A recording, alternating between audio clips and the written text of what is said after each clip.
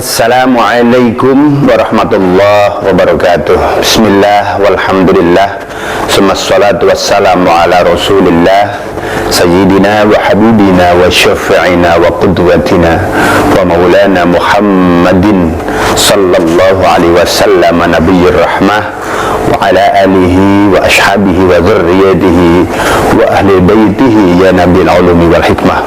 Allahumma salli wa sallim wa barik ala sayyidina Muhammadin wa ala alihi wa sahbihi ajma'in. Rabbi israh li sadri wa yassir li amri wa hlul 'uqdatam min lisani yafqahu qawli. Para pemirsa dan pendengar sekalian, rahimakumullah, semoga kita semua senantiasa dalam rahmat, bimbingan, perlindungan dari Allah Subhanahu wa taala. Amin Allahumma amin. Alhamdulillah, kita berada di bulan istimewa, bulan puasa, bulan di mana setiap orang yang beriman diwajibkan untuk melaksanakan ibadah puasa. Allah Subhanahu wa taala berfirman di dalam suratul Baqarah ayat 183, A'udzubillahi minasyaitonir rajim. Bismillahirrahmanirrahim. Ya ayyuhalladzina amanu kutiba 'alaikumusyamu kama kutiba 'alal ladzina min qablikum la'allakum tattaqun. Ya ayyuhalladzina amanu, wahai orang-orang yang beriman. Ayat ini diawali dengan panggilan, nida terhadap orang-orang yang beriman. Dan tentu saja walaupun ini bersifat umum, tetapi menjadi ada kekhususan, karena di dalam ayat ini kekhususan yang pertama adalah berlaku bagi orang-orang yang beriman. Berbeda ketika Allah memanggil dengan ya ayuhan nas, wahai sekalian manusia, beriman atau tidak, maka ya ayuhan nas ini mencakup kesemuanya. Tetapi ketika ya ayyuhalladzina amanu, maka sesungguhnya ada khususiyah dari ayat ini, yakni diperuntukkan bagi mereka yang beriman. Kutiba 'alaikumussyam. Kutiba itu asal katanya katabah. Kutiba diterjemahkan di dalam terjemahan resmi versi Kementerian Agama menjadi telah diwajibkan, karena ini fi'il madhi.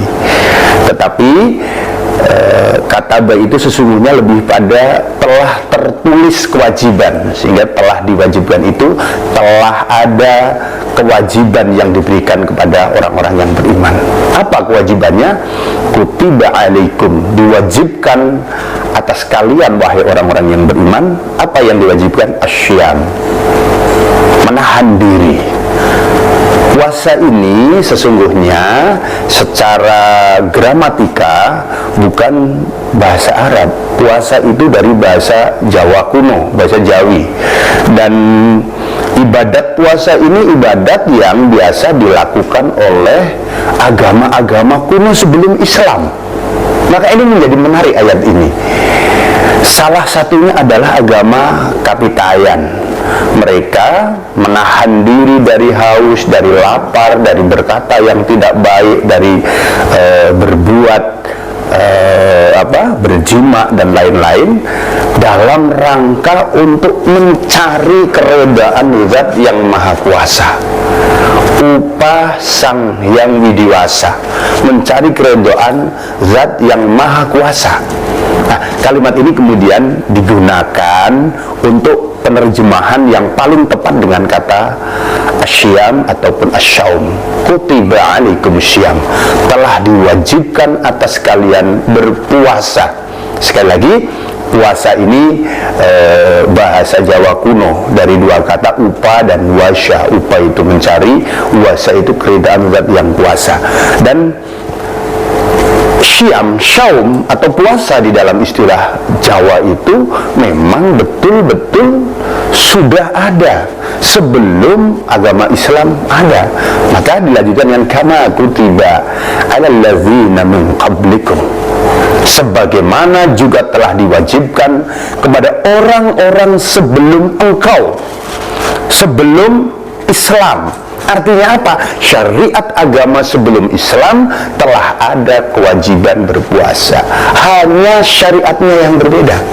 Misalnya orang agama dulu itu ada yang puasanya setiap bulan 3 kali, tanggal 13, 14, 15 setiap bulan Komariah.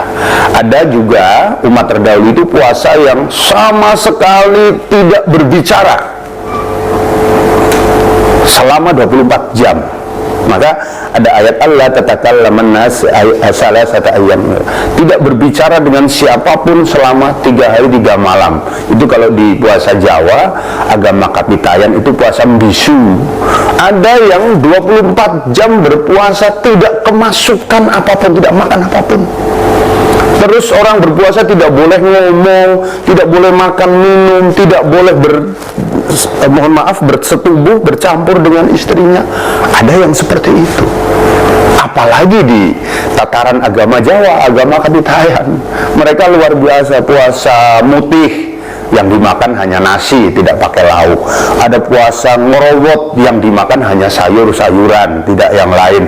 Puasa pati geni, apapun yang dimakan tidak boleh sesuatu yang dimasak. Puasa ngalong, puasa semalam suntuk, tidak tidur, tidurnya baru kalau siang misalnya. Banyak tradisi-tradisi berpuasa yang melihat ayat ini sesuatu yang memang sudah ada sejak zaman dahulu, karena menguatkan kalimat kama kutiba 'alal ladzina min qablikum la'allakum tattaqun.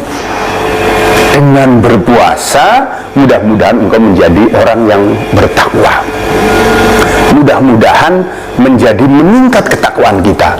Maka melihat ayat ini sesungguhnya goal atau tujuan akhir daripada ibadat puasa adalah agar bertakwa. Maka di bulan suci ini, di bulan mulia ini, mari kita bersama-sama untuk terus bertakarrub, mendekatkan diri kepada Allah, salah satunya melalui berpuasa, agar derajat kita meningkat menjadi tattaqun, menjadi orang-orang yang bertakwa. Definisi takwa banyak sekali di dalam Al-Quran. Ada misalnya wasyari'u ila maghfiratin min rabbikum wa jannatin arduha samawati wal ardu uiddat lil muttaqin. Siapakah mereka orang-orang bertakwa? Alladzina yunfiquna fis sarra'i wad dharra'i wal kadhimina al ghaidha wal 'afina 'anil nas. Nah, ini yang paling dekat dengan tujuan akhir berpuasa yang disyariatkan kepada orang-orang yang beriman. Pertama, ada muncul rasa empati sehingga ia merasakan bahwa rasa lapar, rasa haus itu sesuatu yang tidak mengenakan. Maka ketika empati sosial ini muncul, timbullah sikap yunfiquna fis sarra'i wad dharra. Ia menjadi pemurah, menjadi mudah untuk berinfak, baik dalam keadaan sempit maupun keadaan lapang. Memberikan sesuatu, berinfak dalam keadaan lapang mungkin mudah kalau hatinya lapang, tetapi berinfak dalam keadaan sempit itu sesuatu yang berat. Dan berpuasa mengajarkan kita untuk merasakan penderitaan mereka yang tidak makan, mereka yang haus, mereka yang lapar dalam kondisi kita sempit maupun keadaan luas. Orang yang berpuasa itu ia akan menjadi orang yang bertakwa, yakni apa? Orang yang bisa menahan diri. Berpuasa sesungguhnya adalah pesan agar kita semua bisa untuk senantiasa menahan diri. Diriwayatkan suatu saat Rasulullah baru saja berjihad berperang dengan sahabat. Kemudian Rasul mengatakan, kita ini baru selesai dari jihad kecil, berperang, mengeluarkan tenaga, pikiran, biaya, semuanya. Itu kata Rasul dikatakan baru jihad kecil dan akan menuju ke jihad besar. Apa itu jihad besar? Jihadun nafsi, jihad memerangi hawa nafsu. Karena hawa nafsu selalu datang bersama kita. Maka orang yang berpuasa, yang goalnya adalah la'allakum tattaqun, ia harus bisa menjadi orang wal kadhiminal ghaidha. Ia harus bisa menahan hawa nafsunya. Selapar apapun, sehaus apapun, kita tidak boleh kemudian memperturutkan hawa nafsu kita. Kita kemudian tidak boleh kemudian, karena definisi puasa itu al-imsaku anil akli was-surbi wal jima'i, misalnya yang paling mudah, menahan diri dari akli, makan, was-surbi, minum, wal jima'i, dari hubungan kelamin, bersetubuh.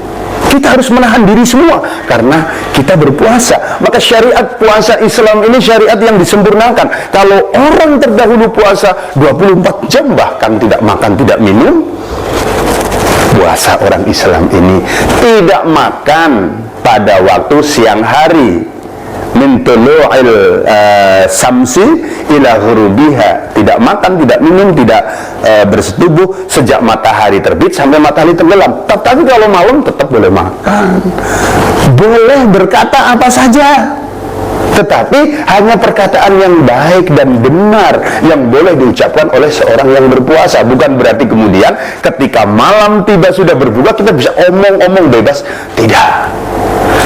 Asar hasil dari puasa di siang hari, di malam hari ini juga masih tetap.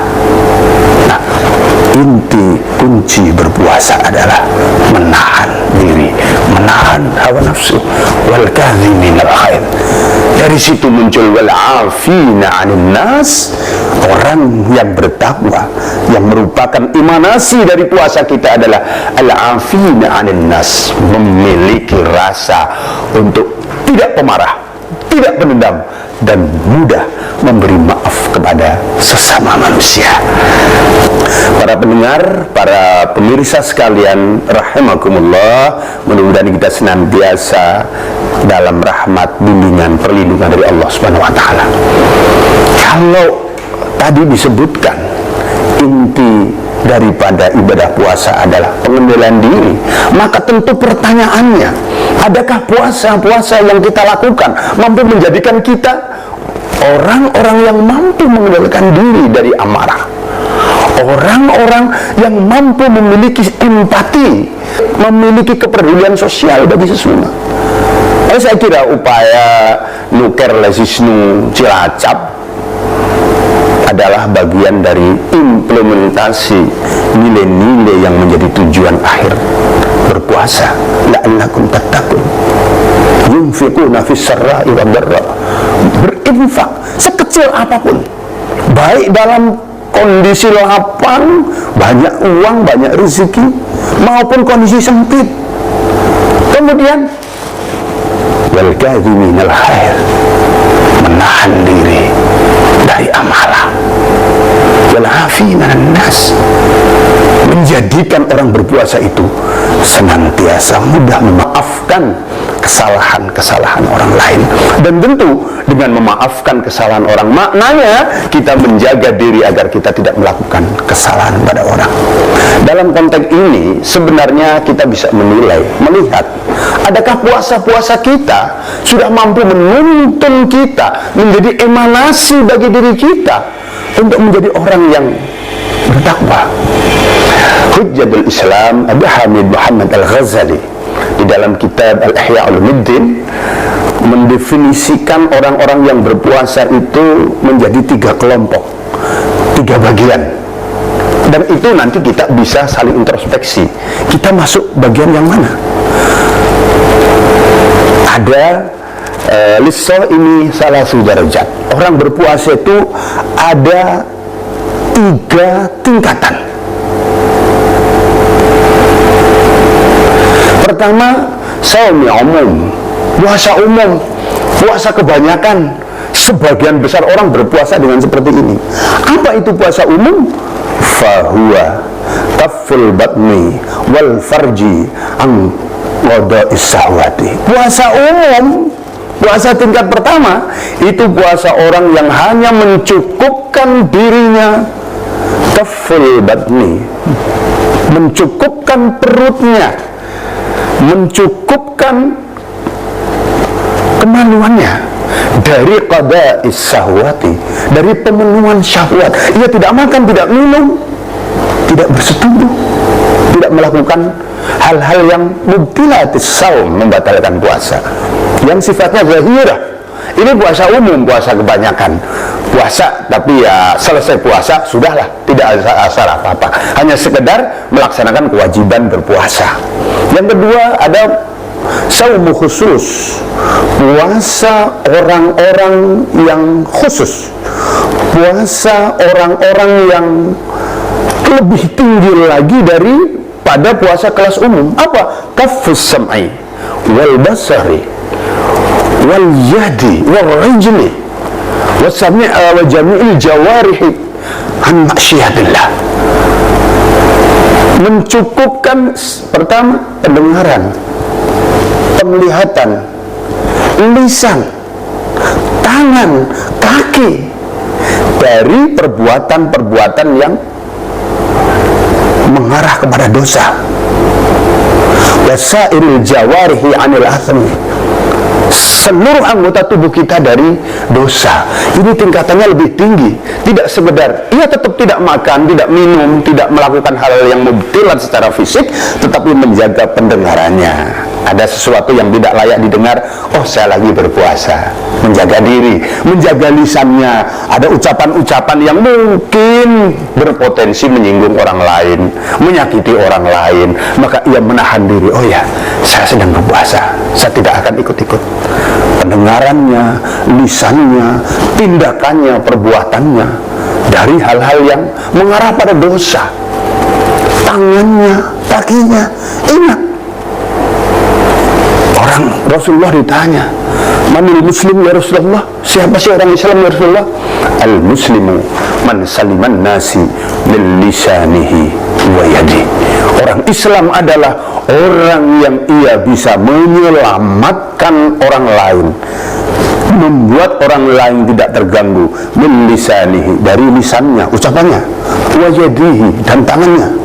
Tangan tentu tidak sekedar perbuatan-perbuatan. Kalau sekarang eranya era teknologi misalnya, bagaimana tangannya ketika memencet touch handphone tidak melakukan menyebar berita-berita, menyebar kalimat-kalimat di dalam WhatsApp, di dalam sosial media yang itu berpotensi menyakiti dan merugikan orang lain. Itu tingkatan berpuasa yang kedua. Kemudian Imam Ghazali ini menyebutkan ada tingkatan saumil khususil khusus, puasa kalangan istimewa, orang-orang tertentu. Apa mereka? Mereka adalah fasaumil qalbi minal muhimmid dunia, puasanya hati dari segala hal yang mengarah kepada duniaan. Hati kita selalu diarahkan untuk tidak berpikir sesuatu yang profan, yang duniawiyah. Dan ini adalah derajat puasa yang paling tinggi, wal ifkar dunyawiyah, dan memikirkan segala hal yang sifatnya keduniaan. Wa kaffahu amma siballah, dan dicukupkan ia berpuasa untuk menjauhkan segala hal kecuali hanya tertuju kepada Allah Azza wa Jalla dan kepada hari akhir, hari pembalasan. Kalangan-kalangan spesial seperti ini, saumul khususul khusus ini, puasanya orang-orang yang istimewa, dinyatakan oleh Imam Ghazali, puasa orang kayak gini ini bisa batal hanya terlintas dalam pikirannya ini tentang keduniawian.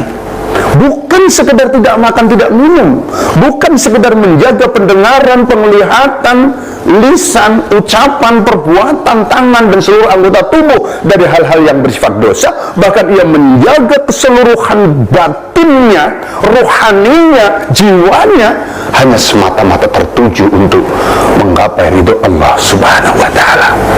Mudah-mudahan kesempurnaan seperti tingkatan puasa ini bisa kita gapai, setidaknya di sisa hari-hari yang ada. Kalau puasa kita baru kelas puasa tipe C, puasa umum, setidaknya masih ada hari-hari kita untuk meningkatkan menjadi tipe B, puasa khusus di mana segala apa yang kita dengar, apa yang kita lihat, apa yang kita ucapkan, apa yang kita perbuat menjadikan kita menahan diri, terjauh dari hal-hal dosa. Syukur kita bisa menggapai kelas A, kelas VIP, khususil khusus, menghadirkan kalbu kita, hati kita, pikiran kita, tindakan kita, perbuatan kita semata-mata hanya kepada Allah Subhanahu wa ta'ala. Amin, Allahumma amin. Terima kasih dan mohon maaf. Wallahul muwaffiq ila aqwamit thariq. Wassalamualaikum warahmatullahi wabarakatuh.